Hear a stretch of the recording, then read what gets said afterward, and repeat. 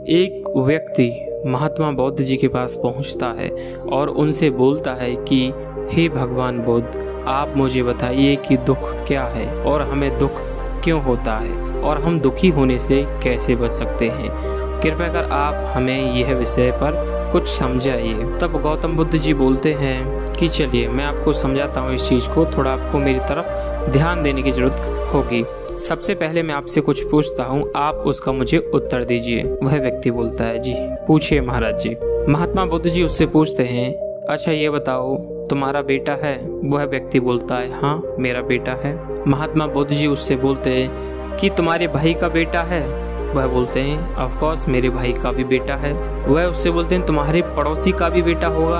वो बोलता है जी गुरुजी मेरे पड़ोसी का भी बेटा है। महात्मा बुद्ध जी पूछते हैं अब किसी ऐसे प्राणी का भी बेटा होगा जिसे तुम पर्सनली नहीं जानते होगे, ऐसे ही जानकारी होगी तुम्हारी? वह बोलता है जी बिल्कुल सत्य, उसका भी बेटा है, उसको मैं पर्सनली नहीं जानता हूँ। गौतम बुद्ध जी थोड़ा शांत रहते हैं, तत्पश्चात उससे बोलते हैं अब आप मुझे यह बताइए कि यदि आपके बेटे की मृत्यु हो जाए तो क्या आप सहन कर पाओगे? वह व्यक्ति बोला कि गुरुजी मैं बिल्कुल सहन नहीं कर पाऊंगा और मेरे यह सुनकर वहीं की वहीं प्राण निकल जाएंगे। एक बाप अपने जवान बेटे की मृत्यु देखकर कितने सदमे में जाता है और वह खुद भी नहीं जी पाएगा, ये तो मेरे लिए दुनिया की सबसे बड़ी और दुख की बात होगी। गौतम बुद्ध जी बोलते हैं अच्छा अब तुम्हारे यदि भाई का लड़का खत्म हो जाए तो तुमको कितना दुख होगा? बोला कि मेरे भाई का लड़का है, आखिर दुख तो मुझे होगा ही, लेकिन इतना नहीं होगा जितना अपने के लिए होगा। गौतम बुद्ध जी फिर पूछते हैं कि अच्छा अब ये बताओ तुम्हारे पड़ोसी का लड़का खत्म हो जाए तो तुमको कितना दुख होगा?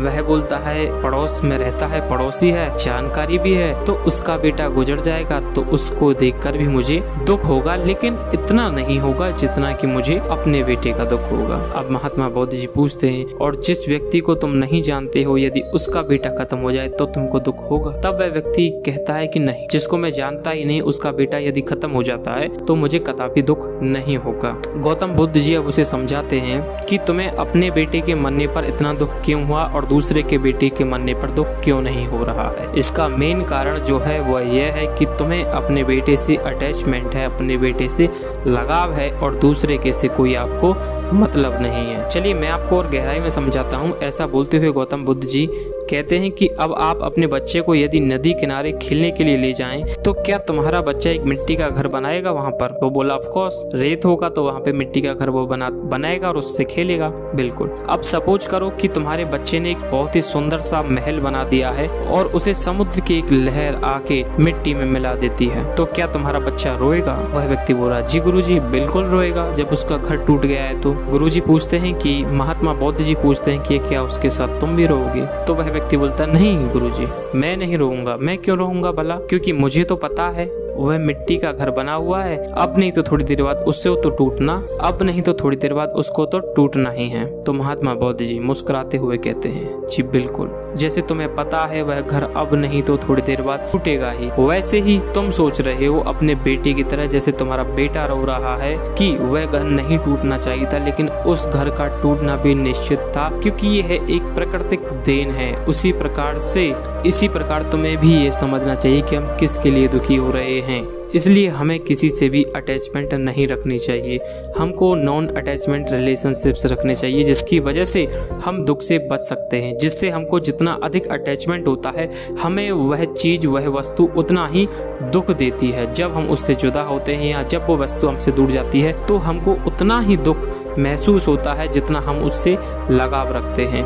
तो उस प्राणी ने गौतम बुद्ध जी से यह समझ लिया था कि दुख का कारण यही है और दुख का कारण हम खुद उत्पन्न करते हैं। कोई दुख हमें नहीं खोजता है, हम दुख को खोजने का कारण ढूंढते हैं। हम लोगों से लगाव लगाते हैं, हम लोगों से अटैचमेंट रखते हैं, उनसे उम्मीदें रखते हैं और जब उम्मीदें जब वह लोग हमसे दूर जाते हैं तो हम दुख मनाने लगते हैं, शोक मनाने लगते हैं और अपने खुद के एक हंसते खेलते जीवन को बर्बाद अपने स्वयं के हाथों से कर लेते हैं। तो आशा करता हूँ आपको यह बताई हुई जानकारी बहुत ही अच्छी लगी होगी और ऐसी वीडियो देखने के लिए सब्सक्राइब करें हमारे इस छोटे से चैनल को।